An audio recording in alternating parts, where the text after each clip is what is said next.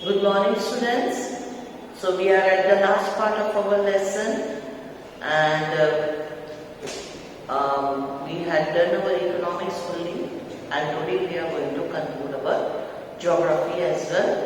And I think you all get the lessons properly, and you will do best in your examination.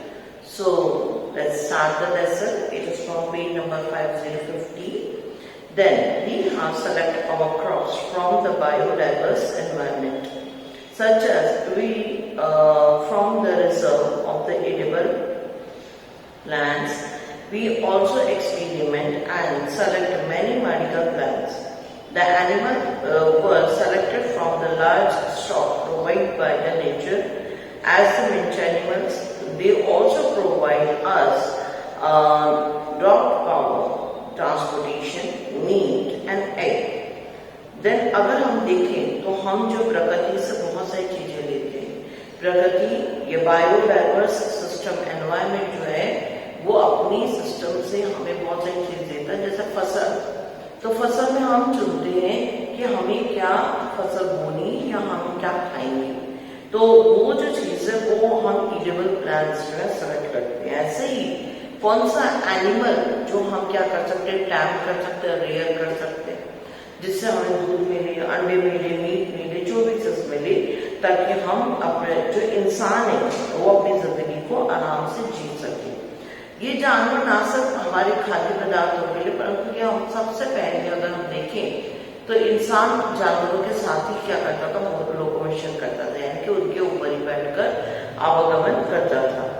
Then अगर हम देखें the fish provide nutritive food, many insect help in the pollination of the crop and fruit trees and exceeding the biological control, so such as insect is harmful. Even the species has a role to play in the ecosystem, hence conservation is essential.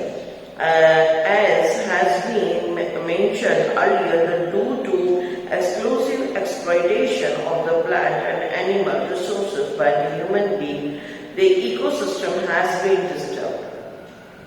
किसी भी चीज के अति जो है वो विनाशकारी होती है। हम ये कहते हैं कि अमृत भी ज्यादा हो जाए तो विष बन जाता है, तो बिल्कुल वही है। अगर हम देखें तो हमें मच्छी फिशेस है जो मिलती हैं समुद्र से या स्वीट वाटर से। अगर हम देखें तो छोटे से छोटा इंसेक्ट भी इस पूरे ब्रह्मांड के लिए बहुत नेसेसरी है, चाहे वो एक स्मॉल बिटल हो, चाहे वो एक हनी बी हो, और चाहे वो कोई सा भी कीड़ा हो, वो तो हमारी इकोसिस्टम के लिए इम्पोर्टेंट है। कारण ये है कि उसके बिना पॉलिनेशन नहीं होगा, पॉलिनेशन नहीं होगा तो अन्न नहीं बनेगा, अन्न नहीं बनेगा तो हमारा सर्वाइवल नहीं। तो यही कारण है कि हमें उसकी महत्वता को समझना बेहद जरूरी है। अगर इसे कंट्रोल नहीं किया गया तो हम लोग खत्म हो जाएंगे। इंसान जो कि इको स्टेयर्स में, इको सिस्टम जो है उसके अंदर सबसे ऊपर आता है ह्यूमन बीइंग। अगर ह्यूमन बीइंग जो है इकोलॉजी को प्रॉपर तरीके से हैंडल नहीं करता, सस्टेनेबल सिस्टम से हैंडल नहीं करता, तो अल्टीमेटली सबसे पहले ह्यूमन रेस ही धरती पे से खत्म होगी, और इस तरीके की प्रॉब्लम ह्यूमन रेस को सबसे ज्यादा सहनी पड़ेगी, झेलनी पड़ेगी। देन अगर हम देखें तो इन सब चीजों को जैसे हमने एक्सप्लॉइट किया है, बर्बाद किया है, इसका दुरुपयोग किया है, वैसे ही हमें इसे क्या करना पड़ेगा, रीस्टैब्लिश करना बेहद जरूरी होता जा रहा है। So now we are going to see how to conserve और reestablish the wildlife and nature. Then about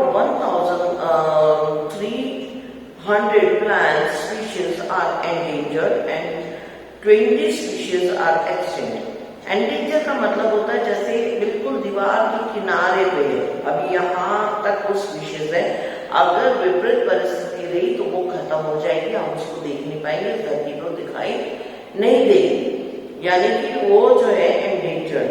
और एक्सटिंक्ट मतलब वो बिल्कुल लुप्त हो चुकी है, जैसे डायनासोर हम इमेजिन कर सकते, पिक्चरों में देख लेते या म्यूजियम में हम उसके बारे में जान सकते, परंतु वो आज धरती पे जीवित प्राणी नहीं है। तो यही जो चीजें होती है कि अगर हम देखें तो हमने अगर इन्हें प्रोटेक्ट नहीं किया तो ये जो 1300 स्पीशीज है वो क्या हो जाएंगी, गायब हो जाएंगी, खत्म हो जाएगी हमारे पूरे ब्रह्मांड से, पूरे देश से। Then the main cause of the major threat to the nature are hunting. Underline करें क्या मेजर कॉजेज है जिसके कारण ये जो स्पीशीज है वो खत्म होती गई। पहला हंटिंग है। हंटिंग करना, शिकार करना बहुत पुराने समय से था, परंतु अब जो है वो ग्रीडी हंटर्स है, यानी कि लालची हंटर्स है, वो कॉमर्शियल पर्पस यानी पैसे के लिए कुछ भी कर सकते हैं, जानवरों को छोड़ इंसानों को भी मार सकते हैं। तो अल्टीमेटली यहाँ पर अगर हम देखें तो जो ग्रीडी हंटर्स हैं या हम कह सकते हैं लालची जो लोग हैं वो लोग क्या करते हैं, कॉमर्शियल यानी कि पैसे और लालच के कारण जो है जानवरों को मारते हैं, अंधाधुंध पेड़ काट लेते हैं। कोई विशेष प्रजाति का पेड़ है जिससे कुछ खास अच्छे तत्व मिल रहे, मेडिसिन बन रही, तो बस उसको पूरा खत्म कर देंगे, ये भी सोचेंगे कि हमें इसको बचाकर आगे क्या करना है, ले जाना भी है। देन इसके अलावा दूसरा प्रॉब्लम है पॉल्यूशन। आप सब जानते हैं पॉल्यूशन जो है वो बहुत ज्यादा बड़ा प्रॉब्लम है, केमिकल है, इंडस्ट्रियल वेस्ट है, एसिड डिपोजिशन है, इन सब के कारण कई स्पीशीज जो है वो खत्म होती जा रही है। इसके अंदर अगर हम देखें तो बुरी तरह से जंगलों का कटाव कर देने से कई जानवरों के हैबिटेशन खत्म हो जाते, कई जानवरों का निवास स्थान खत्म हो जाता है, और ऑल्सो रिस्पॉन्सिबल फॉर द इनहैबिटेशन। मैं अपनी क्लास में जो नेचुरली क्लास लेती थी तो मैं बच्चों को ये इस तरह से बोलती थी और बच्चों को बड़ा इंटरेस्टिंग लगता था। सुपर ऑनलाइन ये बातें नहीं कहना बड़ा मुश्किल होता है, पर एडल्ट है। अगर आप सोच लीजिए आप अपने बाथरूम में नहा रहे हैं या आप अपने बेड पे सो रहे हैं और पास में से जोर से हॉर्न बजाता हुआ कोई व्यक्ति जाए और आपको बोले हाय, आपको कैसा फील होगा? सिमिलरली इन एनिमल्स को जो वाइल्ड लाइफ में रहते हैं, जंगलों में रहते हैं, हम वहां जाते हैं और शेर चीते जो रिजर्वरीज में है और दूसरी जगह हम वहां से जंगलों के बीच में सड़कें निकली हुई है और जोर जोर से हॉर्न बजाते हैं। आप खुद सोचिए एक शेर जो सिर्फ पाँव रखने की सरसराहट आवाज, इतनी सेंसिटिव ईयर्स है उनके, ऐसे सेंसिटिव ईयर्स वाले एनिमल के सामने अगर आप इतनी जोर से हॉर्न बजा रहे हैं या ब्लास्ट कर रहे हैं, माइनिंग चल रही है वहां पर, तो उन जानवरों के दिमाग पे, उनके सेंसेशन पे, उनकी इरिटेशन जो लेवल है वो कितना ज्यादा हो जाता होगा। तो हम सोच सकते हैं कि हम अपने घर में और कोई वहां से निकल के जा रहे हैं। सिमिलरली विद द एनिमल्स, वो अपने परिवार के साथ वहां रह रहा है, वो उसका घर है, और हम क्या करते हैं, इंसान और बिना सोचे घुस पड़ते हैं। परंतु प्रॉब्लम ये कि जानवर कभी मुंह से बोलता नहीं है, वो कभी बोलने की शक्ति उसको ऊपर वाले ने नहीं दी। यही अच्छी बात है, ऊपर वाले ने हमें बचा के रखा है कि हमें वो कुछ बोलता नहीं है और रिएक्ट नहीं करता। पर जब उसका टेम्पर लूज होता है तभी वो क्या करता है, उस पर रिएक्ट करता है और तब हम उसे मार देते, खत्म कर देते, एक्सचेंज कर देते, हटाओ भैया ये तो बेकार चीज है। सो ऐसी चीज कभी हम करते हैं किसी जानवर के साथ तो ये बहुत गलत है। तो ये इंसान को समझना चाहिए कि क्यों हम किसी दूसरे की जिंदगी को डिस्टर्ब करना चाहते हैं। तो ये जो चीज है, जब डिस्टर्ब इम्बैलेंस करेंगे तो हम भी इम्बैलेंस होंगे। ऐसा हो नहीं सकता कि हम दूसरों को सबको दुख दे और अपनी आप में क्या हो जाए, बड़े प्रसन्न और खुश रहे, ऐसा होता नहीं है। देन अब गवर्नमेंट ने और जनता ने क्या किया प्रोटेक्शन करने के लिए, to protect the flora and fauna of the country the government has taken many step. इस स्टेप में अगर हम देखें तो 18 बायो रिजर्व से इन सब के नाम और लोकेशन आप मैप में जरूर देख लेंगे और याद करेंगे, क्योंकि मैप में इम्पोर्टेंट तौर से ये आता है कि कहाँ पर किसका रिजर्व भी है। अगर हम देखें तो इनमें बहुत सारे नाम दिए हुए हैं, तो ये आप नाम देख लें। इसके साथ अगर हम देखें तो गिर जो है वो भी एक रिजर्व है और वहां पर जो है आपने देखा था जो गुजरात का इलाका लायन के लिए प्रोटेक्टेड है ना। अगर हम देखें तो यहाँ पर इनमें से 10 जो है वो जो हम देखें तो फ्लोरा के लिए और फ्योना के लिए है। इनमें सुंदरबन है, नंदा देवी है, गल्फ ऑफ मन्नार है, नीलगिरी है, नौलखेर है, ग्रेट निकोबार है, मनस है, सिंपाल है, पंचमरी जो है वो एमपी वाला इलाका, और ये सारे नाम आप देख लीजिए। इसके बाद अगर हम देखें तो माइग्रेटरी बर्ड्स आ गए। माइग्रेटरी बर्ड्स जैसे मैंने आपको पहले बताया था कि कच्छ के रण, यानी कि आपका गुजरात वाला जो क्या कह सकते हैं गल्फ वाला इलाका है, वहाँ पे जो रण है, रण मतलब रेगिस्तान, सफेद रेगिस्तानी इलाका है, वहाँ पर बेहद खूबसूरत जो हमारे साइबेरियन क्रेन, और हम ये कह सकते हैं कि पिंक और व्हाइट कलर के जो क्रेन्स आते हैं, वहां पर देखने में फ्लेमिंगोज जो कहते हैं बेहद खूबसूरत दिखते हैं। उनको देखने के लिए हजारों जो टूरिस्ट वहां पर आते हैं और उसको देखते हैं। ये एक एक्स्ट्राऑर्डिनरी साइट होता है, बहुत ही नेचुरल हेरिटेज के रूप में उसको प्रोटेक्ट किया गया है। देन इसके बाद फाइनली और बहुत सारे लॉ बनाए गए हैं, इन लॉ के बारे में हम देखेंगे। Then we can say financial and technical assistance is provided to many biological gardens by the government since 1992. अगर हम देखें तो कई सारा मदद सेंट्रल गवर्नमेंट ने क्या कर रखा है, दिया है, टेक्निकल असेसमेंट दिए हैं, और उसका एक जंगलात, यानी कि आप सुनते होंगे जंगलात या फॉरेस्ट डिपार्टमेंट है, वो इसके लिए काम करता है। खास रूप से 1992 में कच्छ वाला, ओल्ड डेजर्ट वाला, पनाह वाला, ये जो एरियाज है इनको जो है प्रोटेक्ट करने के लिए दिया गया। इसके बाद कुछ विशेष एनिमल्स के लेकर बात की गई है। तो पहले तो फोना के लिए यानी बायोलॉजिकल है, और अब है फ्योना के लिए यानी कि विशेष जो एनिमल एक्सटिंक्ट होते जा रहे हैं उनको प्रोटेक्ट करने के लिए टाइगर प्रोजेक्ट है, प्रोजेक्ट राइनो है, project Indian great Indian master है।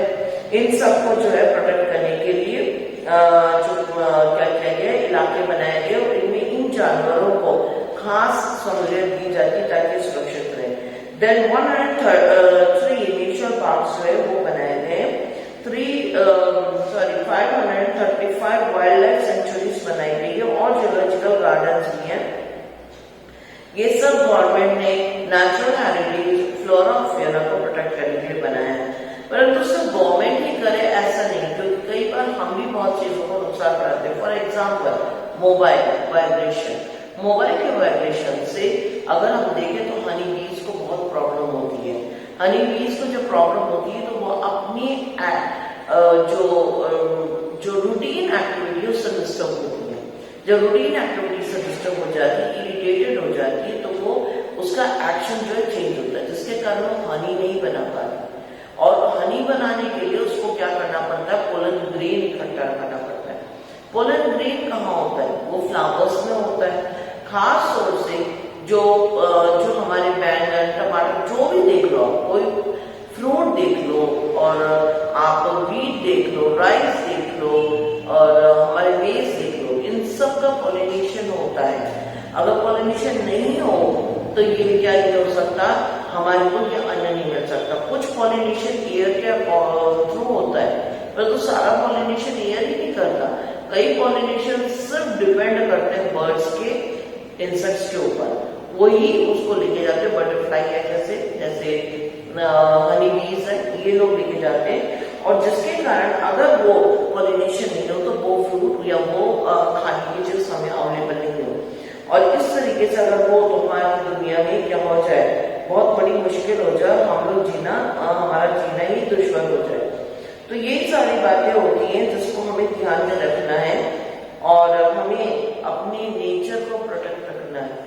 हम उसको झेल रहे हैं, हम लोग 2020 पूरी तरीके से आप इस चीज को देख सकते हैं कि किस तरीके से एक इकोलॉजिकल क्राइसिस जो था, जो इकोलॉजी में जो डिस्टर्बेंस हुआ, एक वायरस जो कि अपने आप में इतना पावरफुल हो गया कि पूरी दुनिया उसके सामने क्या हो गई, हाथ डाल चुकी है। जबकि वायरस कोई बड़ी चीज नहीं है, एक बहुत छोटा माइक्रो से भी माइक्रो, मतलब नॉर्मल माइक्रोस्कोप में भी उसको नहीं पकड़ सकते, देख सकते। परंतु हम सोच सकते हैं क्या कि ये छोटी चीज जिसको हम अक्सर अनदेखा करते हैं, ये जीव, जानवर, पेड़, फल और पेड़ जो क्या कहते हैं जानवर है, ये सब कितने इम्पोर्टेंट होते हैं हमारे जीवन के लिए, जिनको देखना हमें अच्छा भी लगता है, और हमें वो ना सिर्फ देखने में एंजॉयमेंट देते हैं बनिस्बत इसको जिंदगी का जीना भी उन्हीं से सीखा है इंसान ने। तो we have to take care. तो इंसान हम जो एज ए ह्यूमन बीइंग हम है, तो हमें भी इनको बचाने में प्रोटेक्ट करना चाहिए। और आप सबके पास एक प्रोजेक्ट आया है, आपको याद होगा कि मैम ने डाला होगा, सर ने डाला होगा, तो प्रोजेक्ट प्लांटेशन। एक्सक्यूज मत दे या मेरे पास तो जमीन नहीं है, मैं पेड़ नहीं लगा सकता। Please do it so that you can at least grow that much oxygen which you need. इस दुनिया में अगर ऑक्सीजन की कमी हो जाए तो क्या, तो कम से कम एक पौधा लगाए और उस पौधे से उतनी ऑक्सीजन, तो आपके हिस्से की ऑक्सीजन आपके बालकनी में, आपकी खिड़की में या आपकी कोई भी छोटी जगह पर आपको मिले। तो जरूर एक गमले में एक पेड़ लगाएं और अपनी तस्वीर पोस्ट करें उसके साथ। देन इसके बाद मैं कभी नहीं कहूंगी कि कोई जानवर पाले, प्लीज डोंट डू दैट, क्योंकि जानवर अपने हैबिटेशन में ही खुश रहते हैं।